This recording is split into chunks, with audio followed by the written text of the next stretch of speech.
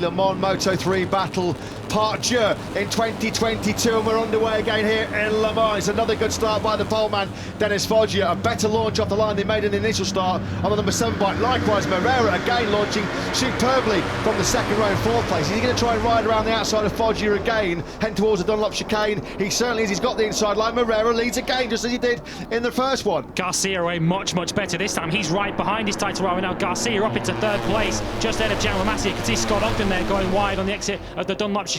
Massier now trying to get back up the inside of Suzuki, but Garcia the big mover. Lovely move by Massier on the inside of Suzuki, dropping down the hill into La Chapelle. There was enough space there for the Spaniard to ease on through, but it was a clean move, nicely done. Moreira then it is that leads through through the museum corner for the first time.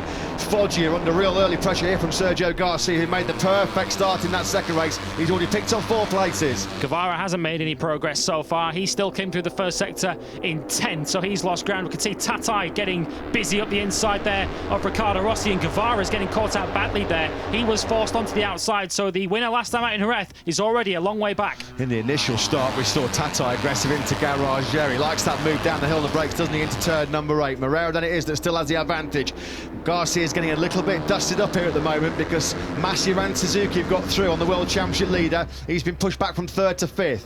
Sasaki's made good progress. He's up into 8th, just behind Denis Onju, who's another big mover off the start. Carlos Tatai, we saw getting duffed up a little bit into Garage there. He's just behind them in 9th. Ricardo Rossi completes the top 10 as it stands at the moment. Garcia looks like he's going to lose another one. That's Mino up the inside of it. Yeah, nicely done by Mino onto the first part of that Recordamont section into turn 13. A check through turn 14. Looks like it's fully dry there now in that final corner. The entire field safely through. That's where Garcia crashed in this one. Look at the speed of Dennis Foggia's Leopard Honda. He scrapes on through by Diogo Moreira. The poleman then back at the front. Can he stand firm on the brakes into Dunlop chicane? He certainly can. Suzuki brave around the outside of Massier going into turn 3, and then he picks up Moreira on the inside into turn 4. Leopard on the 1-2 in front. Oh, contact.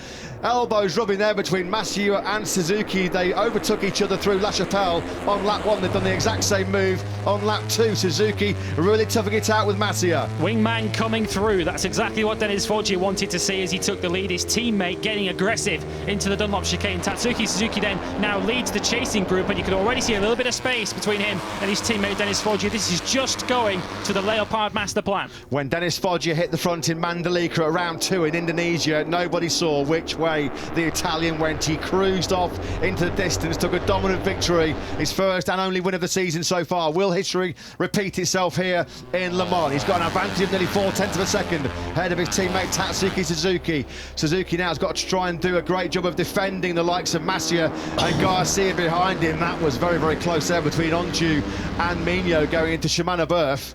Moreira's getting beaten up a little bit. That's Sasaki up the inside of him. Tatai is almost trying to find a way through. Moreira had to sit up there. He was almost going to turn in on the Sasaki, number 71, Husqvarna behind him. Sasaki finding his way through. Moreira struggling on this second lap. Always good to ride on board with Denis Onju. There's always fireworks and fun and games when the Turkish teenagers are around in the heat of a Moto3 battle. So we're about to tick off lap number 2, and it's a Leopard Honda 1-2, just as it was at the end of qualifying yesterday.